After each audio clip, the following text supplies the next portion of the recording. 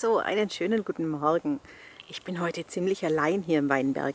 Ich will nämlich ein bisschen was besorgen. Die Weinbergmauern funktionieren ja als Wärmespeicher.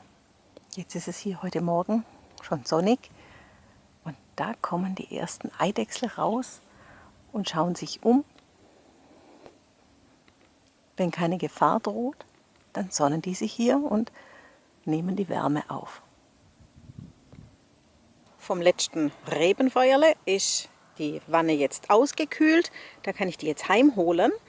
Aber da profitiere ich doch gleich mal von der Gelegenheit und nehme noch ein bisschen Gewürze mit.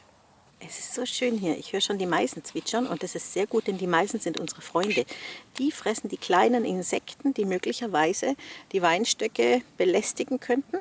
Der Weinberg ist ja voller Kräuter. Und das hier, das ist das, was die Schwaben Wengertgräs nennen, Weinberggrünes. Dieses Weinberggrün, man sagt auch Röhrler, ist sowas wie Schnittlauch, wilder Schnittlauch.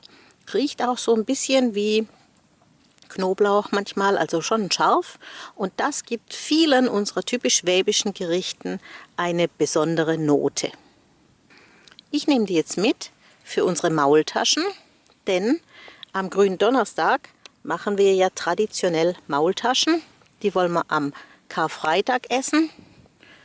Und da gibt es die am Gründonnerstag einmal in der Brühe und dann am Karfreitag geröstet. Also in Scheiben geschnitten und in der Pfanne angebraten.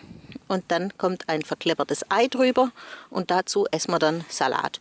Kartoffelsalat natürlich, schwäbischen Kartoffelsalat und auch grünen Salat. Das passt gut. Am Gründonnerstag wollen wir sowieso grün essen, gell? Ja gut, dann brauche ich jetzt beide Hände. Deswegen habe ich keine Zeit mehr für euch. Macht's gut. Tschüss. Hey Leute, hat's euch gefallen? Dann guckt doch öfter mal in meinen Kanal rein. Oder auf meine Homepage, da hat's ein ganz nettes Programm. Bei uns ist nämlich etwas Butter.